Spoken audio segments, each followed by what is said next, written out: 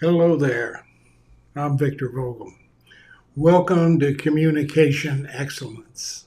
Um, we're going live from YouTube, and later we'll put this up on Substack. That's where I normally like to broadcast from, but it's awful difficult to try and watch Substack and YouTube and look for all the people that are having to ask questions. So I normally tell people just to come on over to YouTube where the process is there, and when you chat on YouTube, it actually comes up on my chat form here, and I can see and watch what's going on while you're doing it.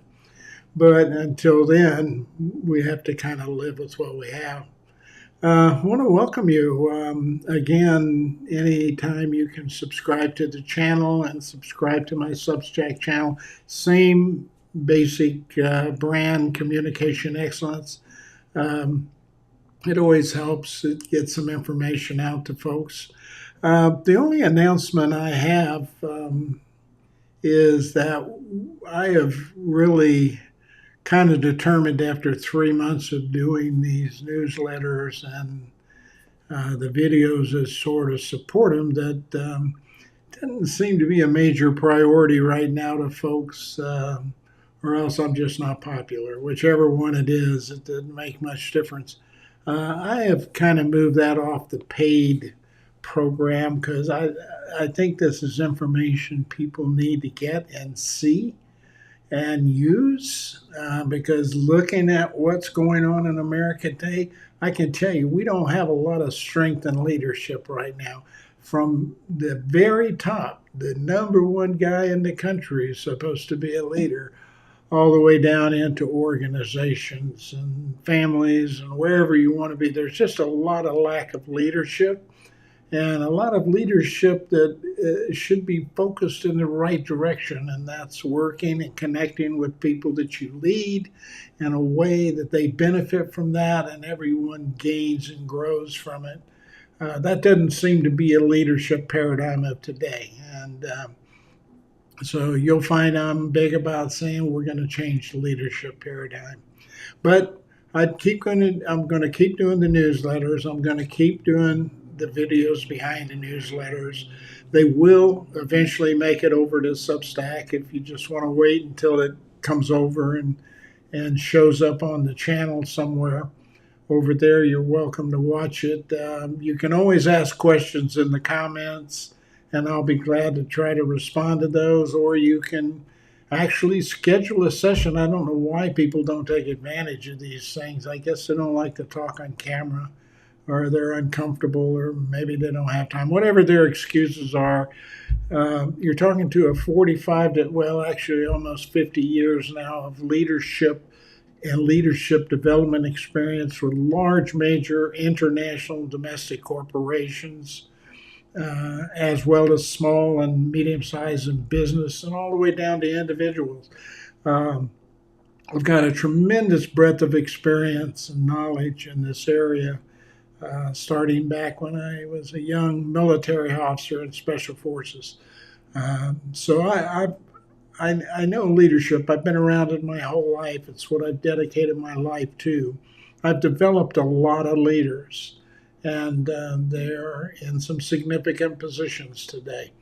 And I'm proud of them for that. They've earned it. They've worked their way up the leadership ladder, so to speak.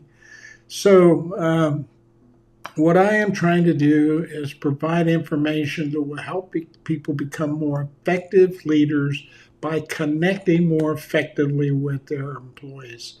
I'm not trying to teach leadership skills, but they get involved in the discussion because what I'm teaching is the communication you need to learn to effectively deliver those leadership skills so that people want to receive them, benefit from them, and turn around and tell you that you are granted the authority to lead them. That when you hear that from your employees, you know you're on the right track.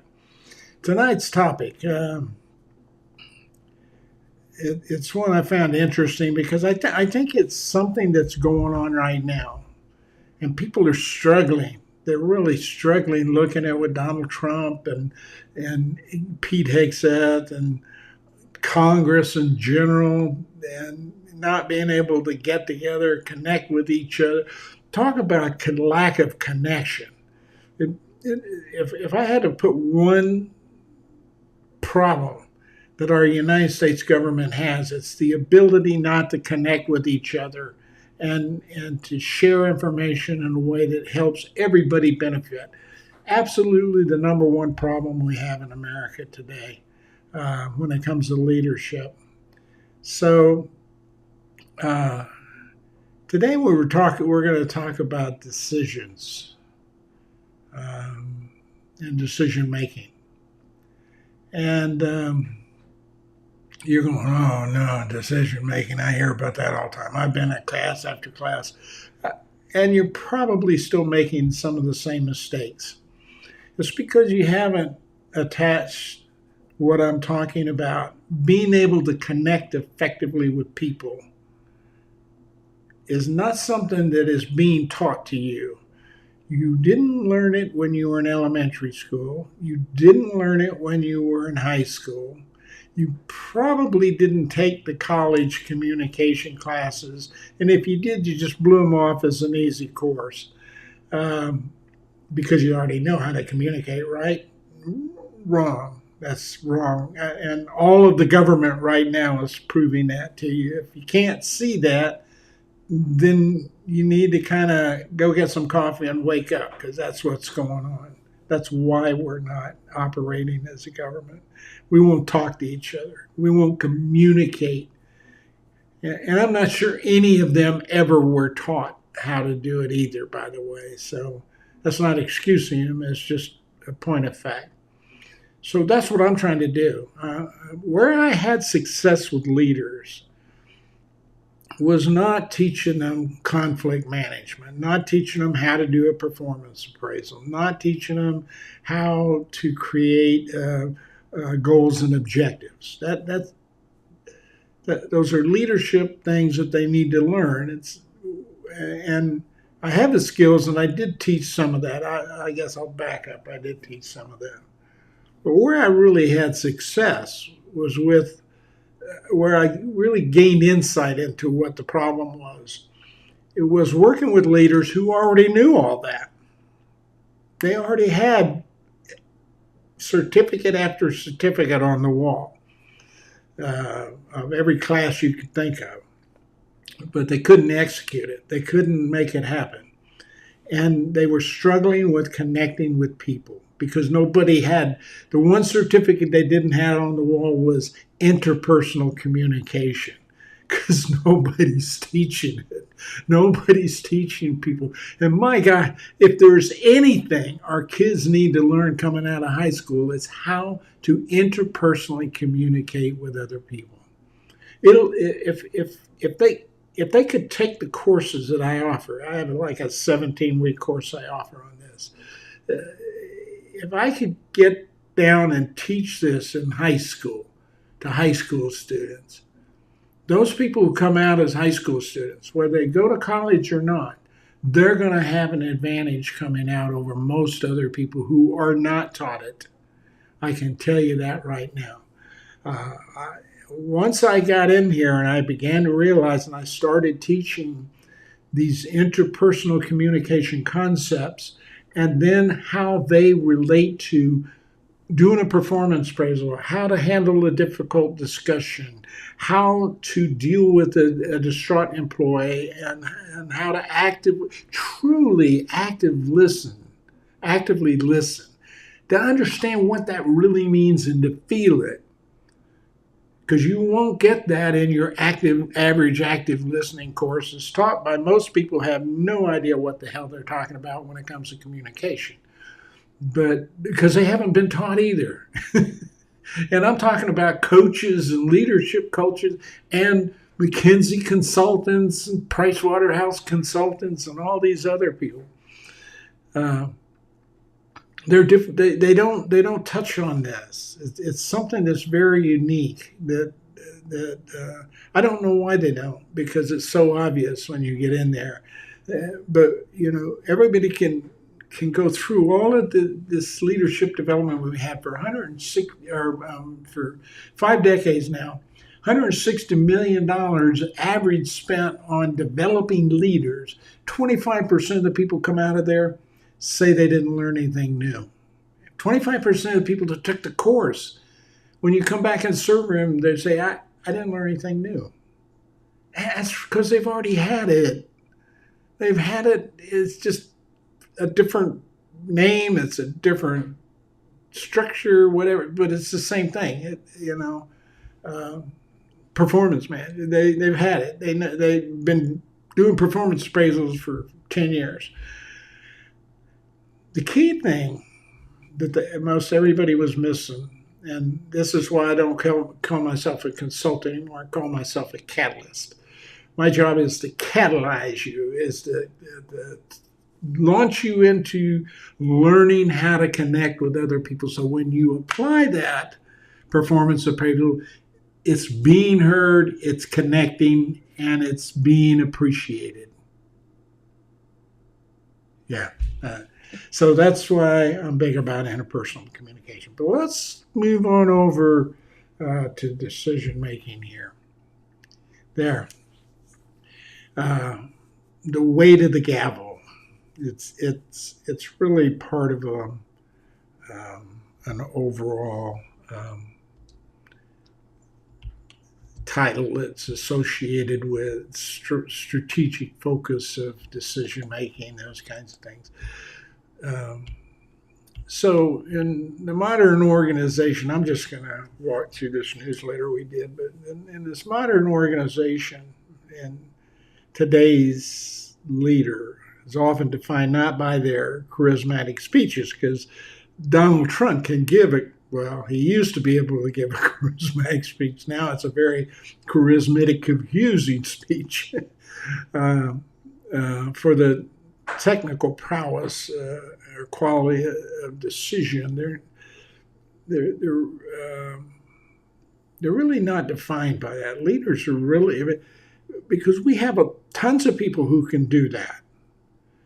But when you assess their organization, it's always a low satisfaction. That 75% of the people aren't satisfied, or 70% of the people aren't satisfied with them as a leader. And they can do all that stuff. They can get up and give a great speech. They are intelligent. They know the topic. They know their business. They just can't get other people engaged in the same way they are. So they end up doing it themselves a lot of times. So that you'll see that. But everyday leaders stand at what we call a crossroads where paths are shrouded by varying degrees of fog. Okay. There are times where I've met with a leader and they're so frustrated. This could be like a VP in the C-suite.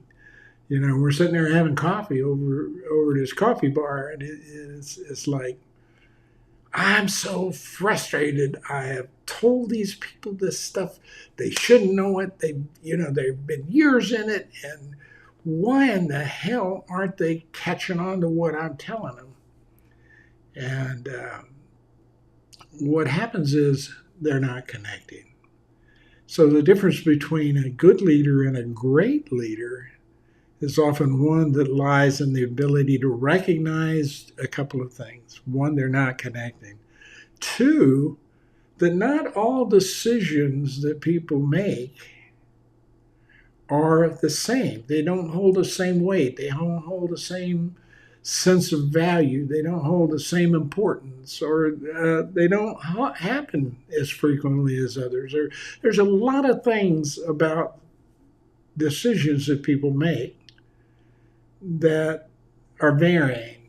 And consequently, it's difficult to get your arms around why decision-making may be a poor issue, a poor performance issue in your organization. So I thought we'd take a look at, I was trying to figure, okay, what's the best way to deal with this? This is a leadership skill we're teaching here. What I'm trying to teach you is it's your connection with your people about this leadership skill that you're probably struggling with more than the skill. But one of the things I found about decision making is it's kind of like trying to teach communication. A lot of people think because you can talk and hear, you can communicate. You do things because you somebody asks you to get them a cup of coffee, you get them a cup of coffee, so you communicate it. There wasn't any reason, no rationale behind it. You just did it. You didn't understand why. The person didn't say thank you, or there was nothing other than just, I got a cup of coffee, here it is. Okay, and that's why we don't see our employees growing and feeling a sense of value. But one of the things I discovered about decision making that was unique as a skill that's difficult to understand because it seems so apparent, but leaders just don't pay any attention to it because decision making is something they do every day. They do it every day. Think about this. You got up the minute you woke up this morning and till you go to bed this evening, how many decisions do you think you made? There's a lot of them, starting with getting up. Now, one of the issues of dealing with people who are not making decisions correctly or make errors or whatever it is you want to make sure you're understanding the kinds of decisions that you make. And that was one of the things I recognized is a lot of people don't understand there's a variety of decisions. Like I said, if you were able to list them, or if you want to try to list them all tomorrow, good luck. You're going to see there's a whole scope, a whole variety of decisions you make. And that's part of the problem about decision making and the difficulty people have with it. So I wanted to cover basically the three types. And most people will be just in these first two types, but one type is called the program decision. I think you have it up on your screen there. Okay. These are repetitive and they're routine. They can be handled by a specific procedure. They have sort of an if-then logic to them. They're handling a standard process, like a customer refund has a procedure and a process to it, and you do it the same way every time. It's repetitive until the customer violates how you want that to happen, then you have an argument on your hands. That turns into the next section, which is non-program decisions. And these are unique, and they're often like poorly defined. They're unstructured in many ways. They don't have any sense to them sometimes. They're often hit you as a surprise. So all of those things are sort of characteristics of a non-program decision. They require custom-made solutions, and there needs to be a sense of high level of judgment applied, and you have to have some sense of capability to make that judgment and to be able to resolve, to make the right decision. So those are less structured. They're a little more difficult to handle, and you can find yourself starting out with a program decision. So here's a program decision you make. You've got to go to work in the morning, and you got to come home after work. Or let's say you're going to come home. Well, that could be one of those decisions. But your basic routine is you get up in the morning, you go to work, and you come home. And so the routine is the alarm goes off, you wake up, you put on your clothes, you have a little breakfast, or maybe not, whatever your morning routine is. That's part of the decision. Do I eat breakfast? Do I not? Should I do it today? All of that kind of stuff. Then, which clothes should I wear? Which perfume or deodorant should I put on? All of that stuff is in the decision process. So you made several decisions before you even start for work. Then you get up and you say, oh, I go down, I get in the car, I crank up the car, and back out of the driveway, and I take highway, whatever it is, to work. And do I listen to music? Do I not listen to music? Or do I just daydream? Or do I think about something? You're making all these decisions constantly as you're moving. And people don't think about that because it's programmed, it's routine. It's when it becomes a non-programmed or non-routine issue that gets in the way is where decision-making becomes a little more difficult, a little more cumbersome. You get up in the morning, you get all this stuff going, got dressed, had a light breakfast, because you're trying to lose weight. Go down and if you're going downstairs or if you're not downstairs, you find your car keys, you find your briefcase, you have all your stuff that you're going to need at work today. You go out the door, you lock your door, you get in your car, you shut the door, you turn on the crank, and it goes, and it goes, you've all heard it. And you keep going, You make a decision because you can't believe what you hear. You think, no, my car's dead.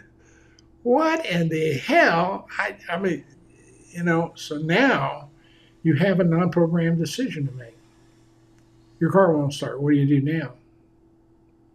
What is all involved with that was not thought out in advance, not pre-planned, not routine? It's crazy. All of those kinds of, so that's a non-programmed decision.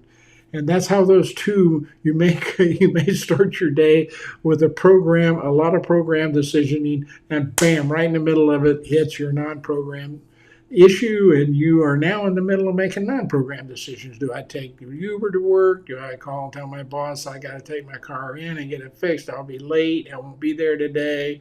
Whatever it is, you've got to make that decision. And that's going to be contingent upon a lot of other things that impact a lot of other people on top of that. So now we get into a more tactical decision now. Well, how am I going to do this? I've got a meeting to go to. Who's going to hold a meeting? Whatever. How are they going to handle it? How am I going to get the material? I got to get my computer or my phone out and text them the slideshow and all that. You've got to get all of that stuff taken care of in addition to deciding where you're going to take your car, get it fixed, not get it fixed today, have somebody else come pick it up, tow it, and get it fixed, whatever it's going to be. All those are decisions. All those are decisions that are really just pretty much impacting you. Okay?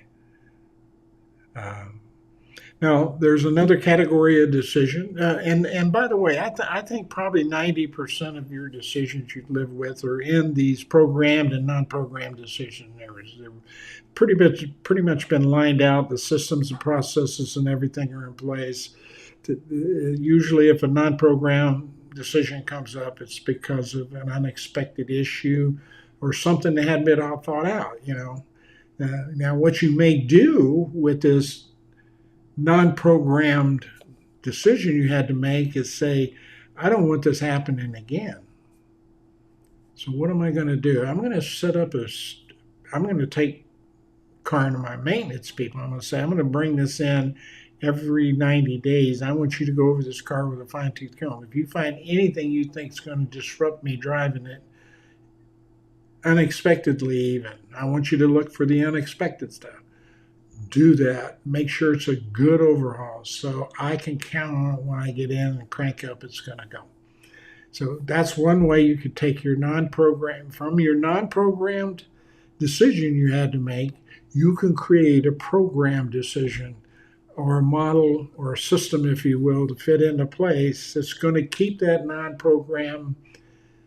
Hopefully, maybe it won't keep it. It'll just reduce it from maybe 80% down to 95% of the time you're going to be okay. Maybe 5% because those guys can't catch everything on a car that's wrong.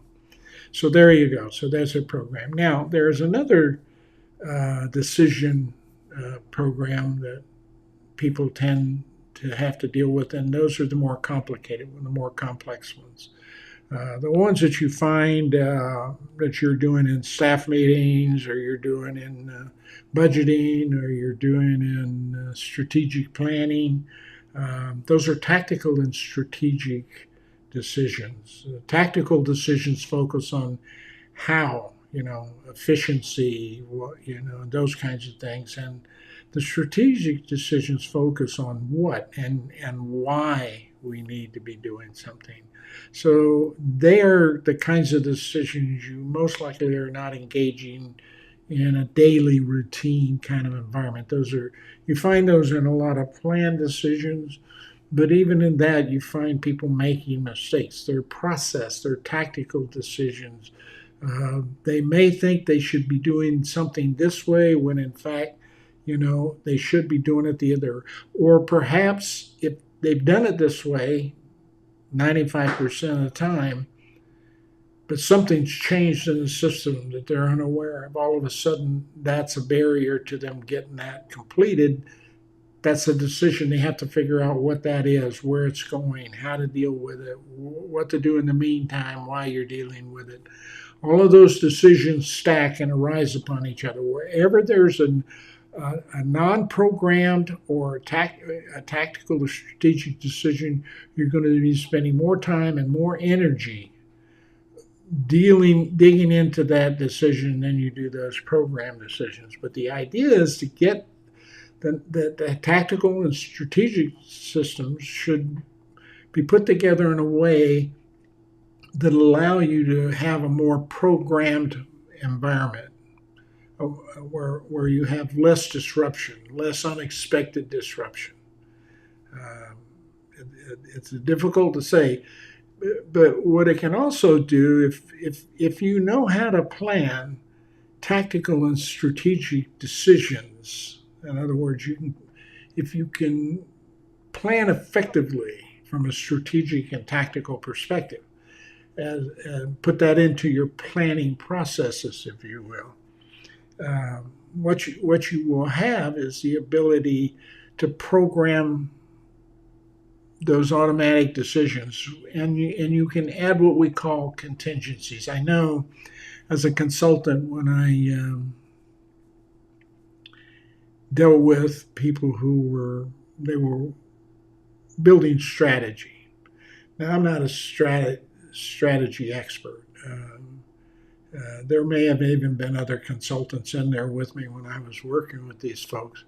But a lot of times I would work with them on their how to develop their strategy, not the knowledge about the strategy itself. If it's marketing or whatever, suppose I'm working with a marketing department, they're trying to figure out a marketing strategy.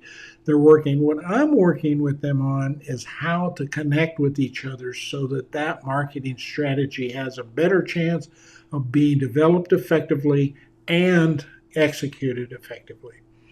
And so a lot of times I remember several times this happened, but we would go through the strategy session. It's Friday afternoon. You all have been through this. Friday afternoon, okay? Everybody's checked out of the hotel, and they have all their luggage with them. It's in the back of the room. They're ready to go. They got 3 or 4 o'clock flights. Going to be home by 5, 7, whatever. It's been a long week, and they've done a lot of really good work. They're excited about getting back home.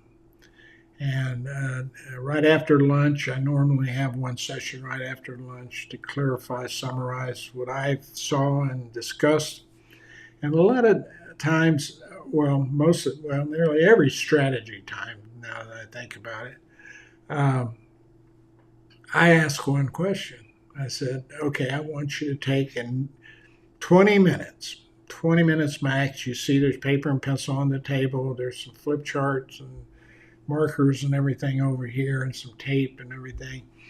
I want you in your groups that you were in, or that you're in now. You've probably had them all set up anyway.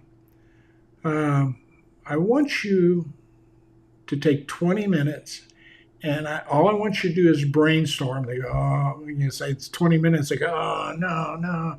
And you say, well, just brainstorm. And that brainstorming is kind of a fun exercise. So it's one of those you can have them do, and that they don't get real upset about.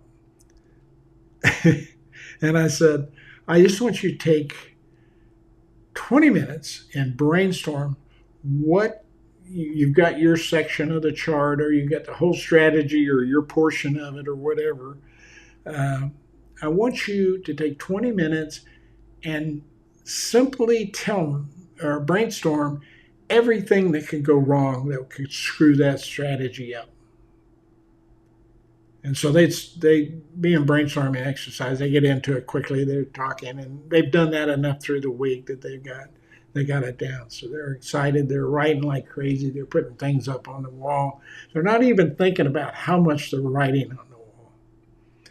Until I go, okay, 20 minutes is up. We need to stop. And they look around, and there's like tons of stuff on the wall about what could screw up the strategy they spent a whole week designing. And I look at it and I said, okay, we have two options.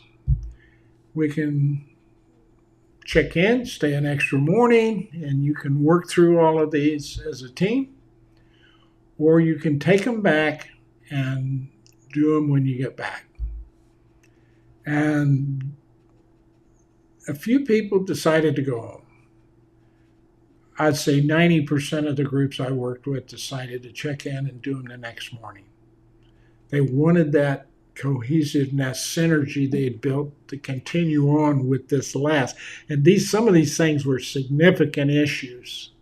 So that would have taken a company down if they happened and they hadn't been thought through. In fact, I can think of 3 companies right now and these are international companies, so the things that happened in Europe caused these companies to have would have caused these companies to have a real problem with providing the services and goods to their customers. I mean significant damage, shutting down a lot of business. And they had, and it was one of those things that you think in a lifetime would never happen, but it did. And they were ready for it. They didn't even have to think. They had this non-programmed problem that would have hit them. It did hit them. They didn't expect it, but they had already set up these programmed decision processes to handle it. The contingency plan was a program. So all they had to do was throw it into gear. And it was like just basically saved their butt. But for the most part, it was not cumbersome. It was not hard. They had pre-thought out these issues. And it all came from one simple thing. What could screw this all up? And that next 4 hours of planning the next day, we didn't even stay 4 hours for most of them, but that planning for the next day made all the difference in the world. I had calls and people writing me and emailing me about thank you for that extra day. It was amazing. Now, that may never happen to you. You may go just as you plan, that's for sure. But I think they had a sense of comfort in their feelings and thoughts. So that's why you want to think about your decision processes a little more and a little deeper as a leader Your employees are not going to, actually, I think your employees would enjoy getting into this kind of discussion and learning this about decision making. I'm sure they have family situations that come up that deal with this whole thing that they have some pretty heated arguments about. That if they would have just taken the time to sit down and think through the processes in the system and the thought and the decision making, had some sort of contingency plan set up for, the groceries or whatever, it would be. But, you think about a mother who has 3 kids or a spouse, let's just say a spouse, this would be more up to date today. You have a spouse, and so it's you and your spouse and 3 kids. And so one of the spouse's responsibility is to plan the meals and have them ready. Well, you plan a perfect meal, you lay it out, and one of the kids goes, I don't have time to eat tonight, and I've got studying to do or something, or I've got a date or whatever. And another one goes, oh, yuck, I hate this. Why did you do this? So there you have it. Mom had a perfectly established, set up, pre-planned meal, all ready to go when they got home, and everybody's sitting around the table ready to eat. And all of a sudden, decisions from other people threw it into a non-programmed decision. Yeah, that could leave you pretty frustrated. And it might the first time. But the mother or the spouse who's responsible for those meals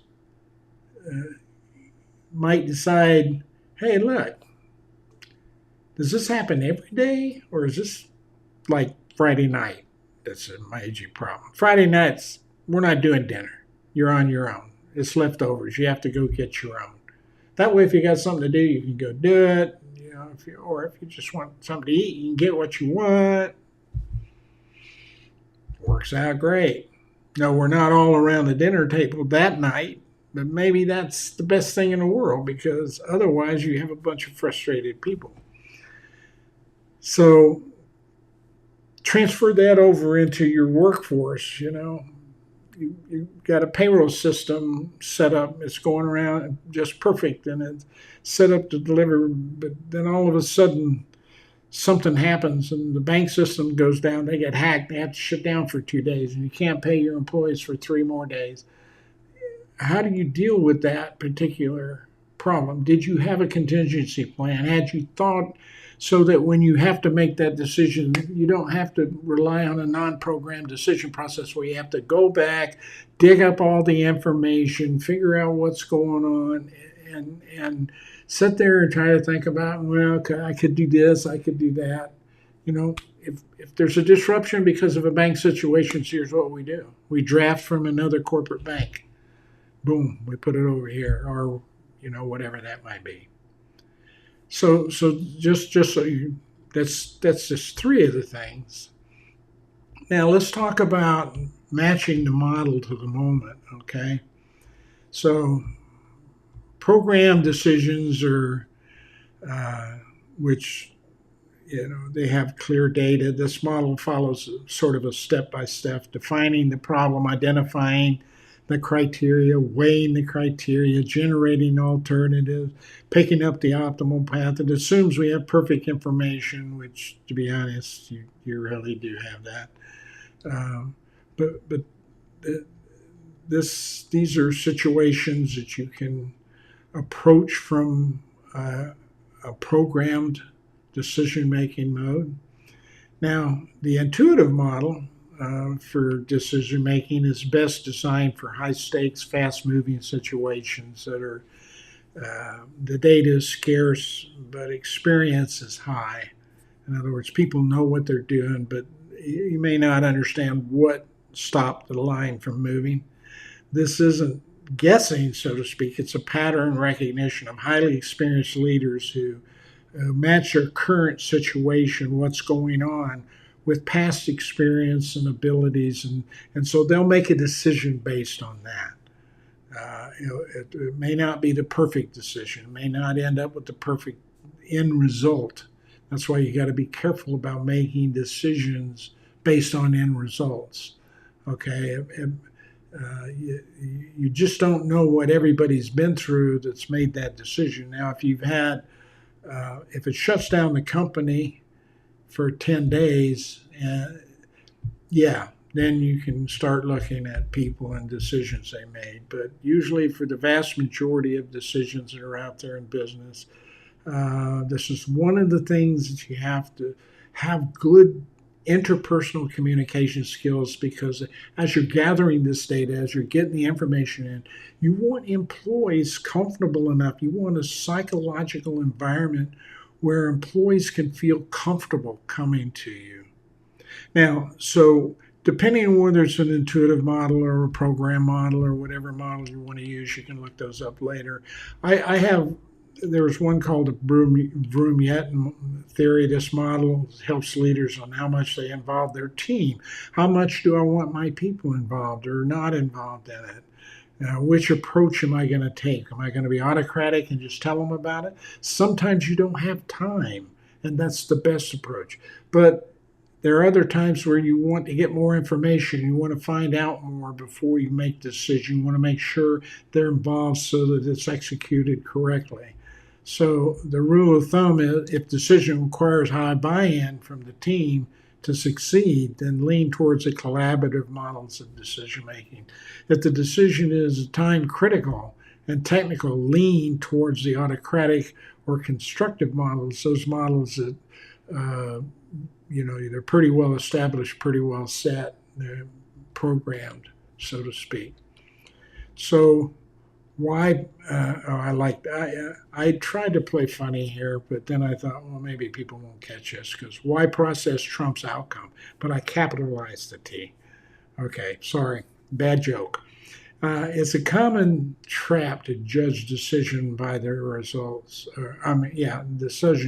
Judge decision making by the results. But if you bet the entire budget on a coin flip and win, was it a good decision? No, that was a lucky one. It's a 50-50%. So you want to be careful when you're evaluating people and judging them on decisions. Get all the information, get it correctly. Normally, if somebody makes a bad decision, there's a lot of things involved in that you need to correct, and some of them may be yours. So keep that in mind. So a robust decision process is vital, because, which means you want to know when to bring what kind of decision to make, what process you want to use to make that decision. Do you bring your people into that decision or not? All of those things. There's some reasons why you want to learn how to do these and learn how to do these processes effectively. It mitigates bias. We all suffer from some sort of confirmation bias or overconfidence. So as we approach something ourselves, we may have a bias towards something. If something goes wrong, we may assume it went wrong for this reason, because that's the only reason we know it goes wrong. But maybe something new caused it to go wrong. And before you jump all over that employee for it being wrong, make sure you understand why it went wrong, all the dynamics behind it. You want to do this so that you can scale your success in making decisions go correctly. A leader who decides by the gut alone really can't teach people how to replicate that success by gut feeling. It's a process can't be taught, really. So you want processes in decision making that can be taught, and that you can allow other people to assume and take responsibility for and do that. It builds defensibility. When things go wrong, and they will, and a lead needs to be able to show stakeholders that the logic that they made the decision by was sound. It didn't turn out the way it should have, but it's not because the processes that we applied were poor, or that we didn't know what we were talking about. There's something else in here. We need to dig that out and go find out what it is. So That is not every time, but these are just some things for you to keep in mind about decision making and how you're relating your people about the decisions they make. So, the human element. A decision isn't made, or a decision made in a vacuum stays in a vacuum. So, most likely, it's not going to get out. Leadership decision making is inherently a social act. This is why it's important to learn how to connect with your people with this. Without effective interpersonal communication, the best model in the world will fail at the implementation stage, and does often. I mean, that's a lot of the. I can't tell you the number of times I've heard that saying. I told them what to do. Why didn't they do it? I've heard that so many times, and every time I've walked them back through this process and going back to the employees and sitting down and having discussions and working through it, that's exactly what happens. They were not connecting with the employee. They were not taking the time. Their communication process was laden with a number of barriers that get in the way of them being understood. Clarity was not there. A bunch of things like that. So there are three components to enhance your decision making. The first one's active listening. And I'm going to tell you right now, that is a major, major issue. Not just in companies, in families, in friendships, and organizations of any kind. Out of all the things we haven't been taught well, this is one of them. And I'm sorry, but just recite. I mean, I see a lot of memes. I see a lot of. I'm excited that people are doing a lot more activity about. Oh, active listening is important. Here's what you need to do, and they put 3 bullet points, and one of those bullet points is you need to be, in a quiet room and place where and you need to pay attention.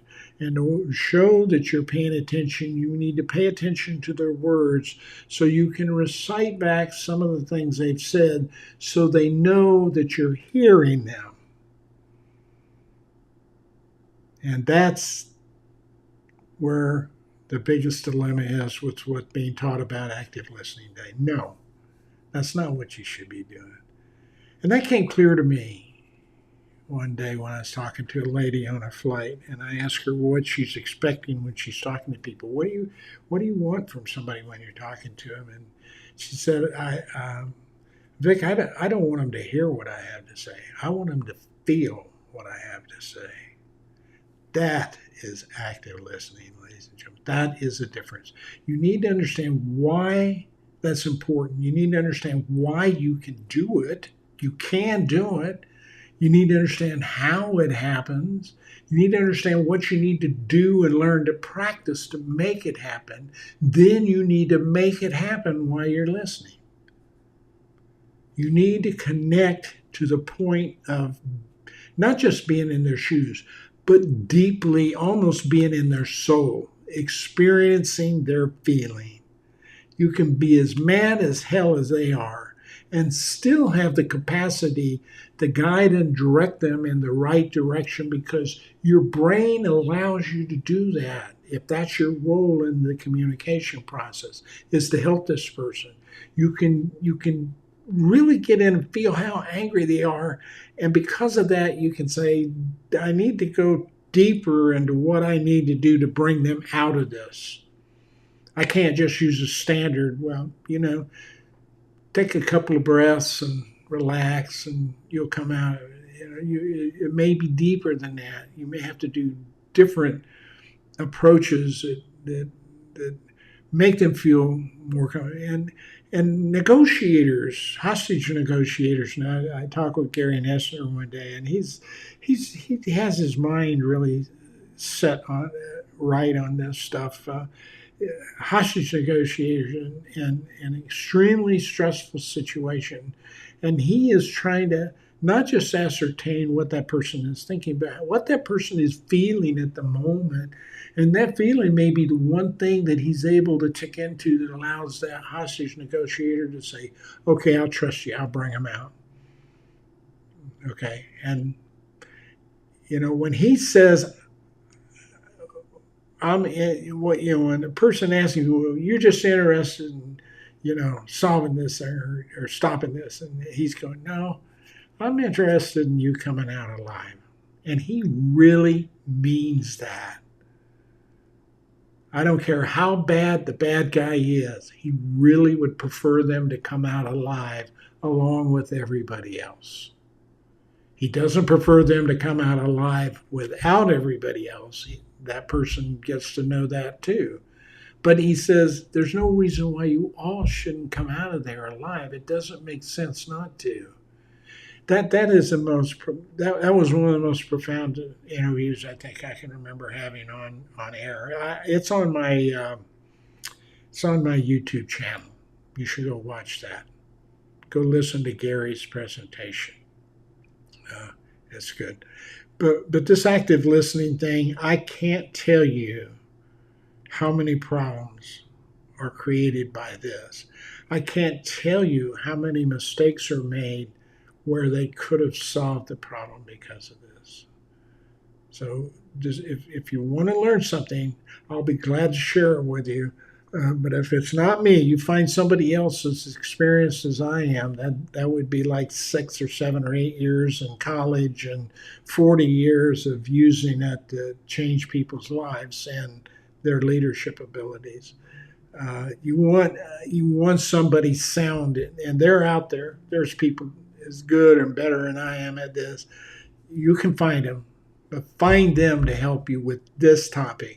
Don't take a 2-hour course on active listening by somebody who has never even had training in active listening to start with. Okay?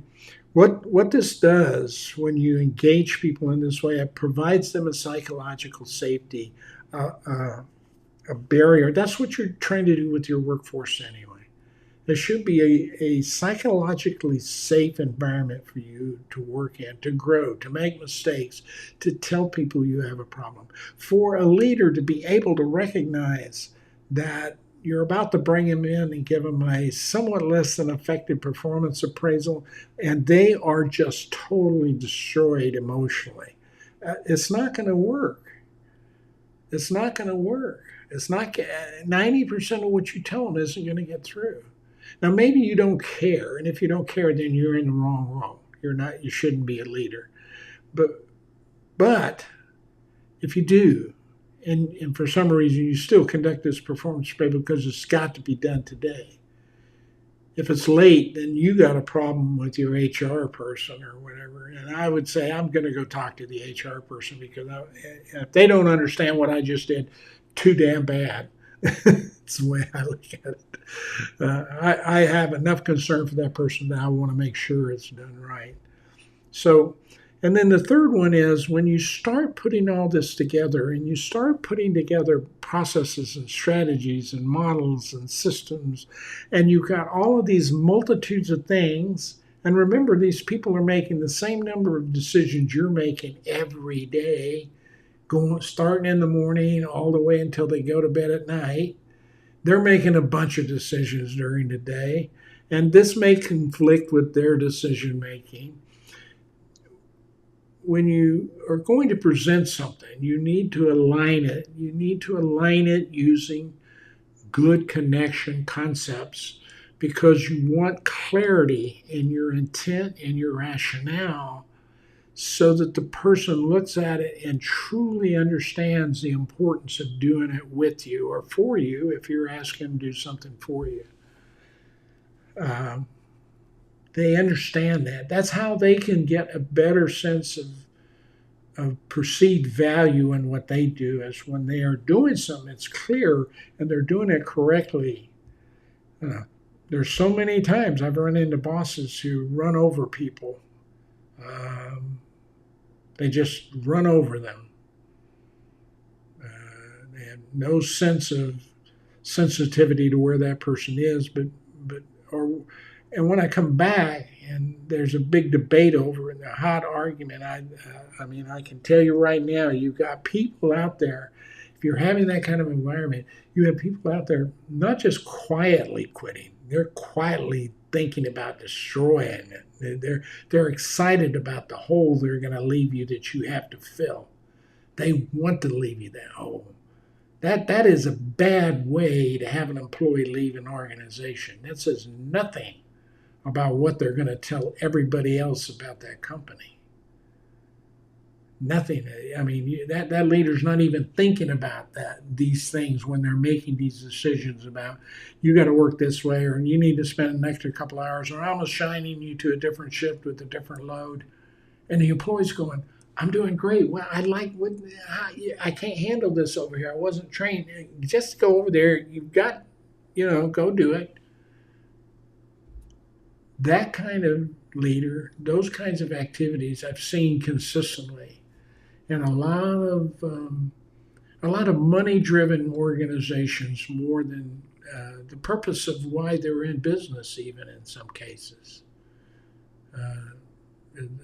It's things that I've sorted out through the years, talking with people about why they left, also watching things like this happen, and trying to work with leaders to convert their connectivity to that connection becomes a transformative connection, something that transforms not only the employee but them also. Every time to have that deep understanding of what's involved in that connection. And that's important when you come to decision making, because that's what you're going to base everything off of. And I'll let you, this summary is, I think, over somewhere in Substack. At the bottom of this are some of these links to some of these strategic and more tactical and strategic decision-making processes.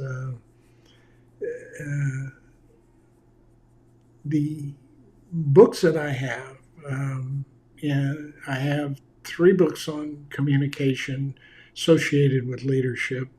I have 1 book on leadership. All of those books would help you understand more about these dynamics. They'll raise more questions and they'll provide you answers. And that's good, because then you got to go find the answers to those questions, and that's what I want you to do. I want you to actively be engaged in learning when you're learning. That's why we're not transferring the learning to the place. We don't give ourselves enough time. Coming out of a 2-day workshop or a 1-day workshop, you come back and the next day you think you're going to apply it. You don't have time to do that, because now you're dealing with what you missed the days that you were off, and that hits you first. And you were thinking about helping your employees gather around and talk about what you learned and how you could apply it, and let's get on it. The first thing they hit you with is this happened, that happened, and the next thing you're off and running, and you forgot about that. This ability to connect and effectively develop people, and taking the time and the energy to do that, is critical in today's leadership change. It's one of the things we're going to have to do when I say we need a leadership paradigm change.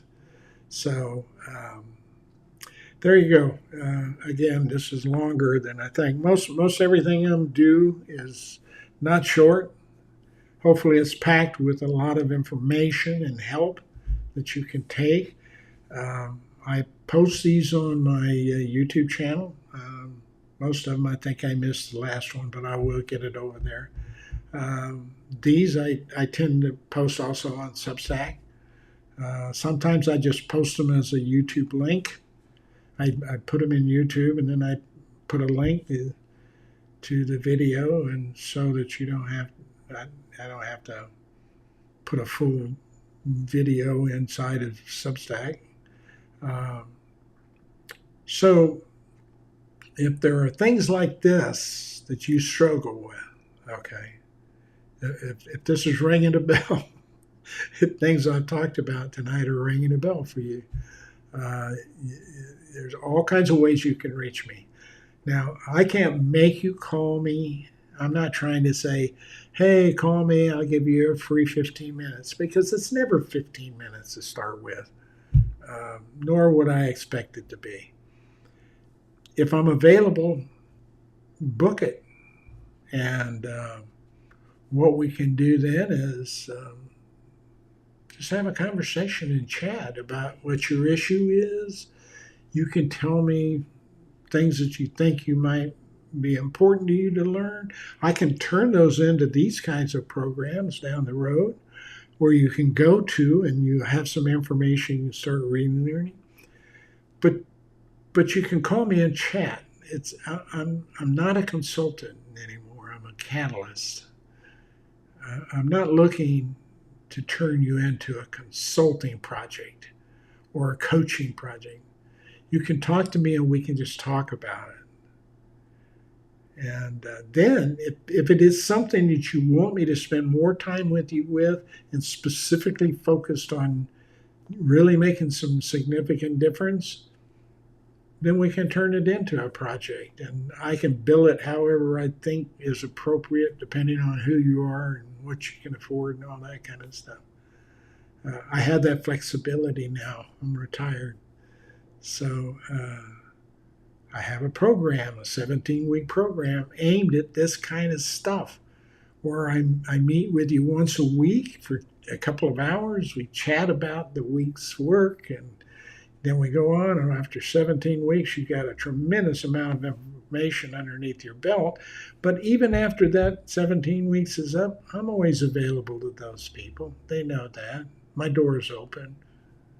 Well, so to speak, open through this. This is kind of like a door. That's a pretty good analogy. Okay, but don't be afraid to call. I mean, you go to my website. I've got the days I'm available. Those are normally the days I'm not logged into something or doing something.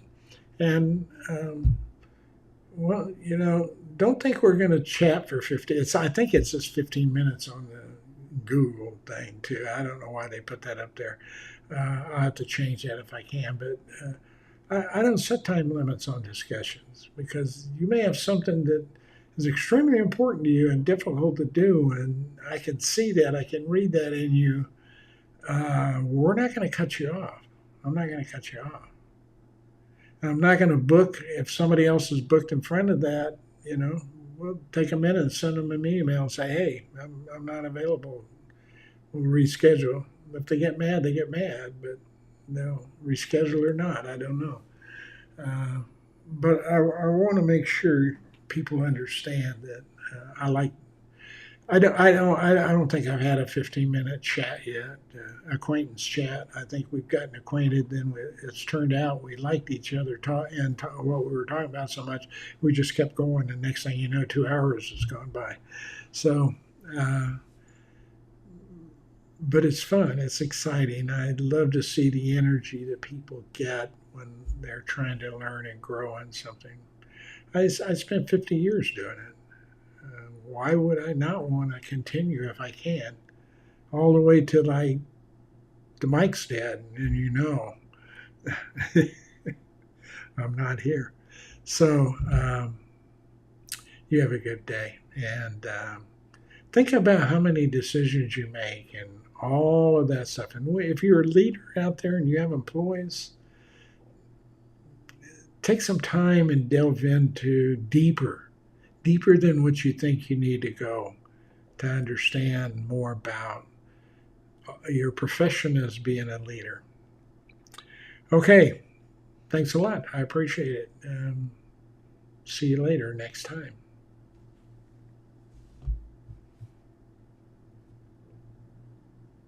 Wow. I have to find the right button to push.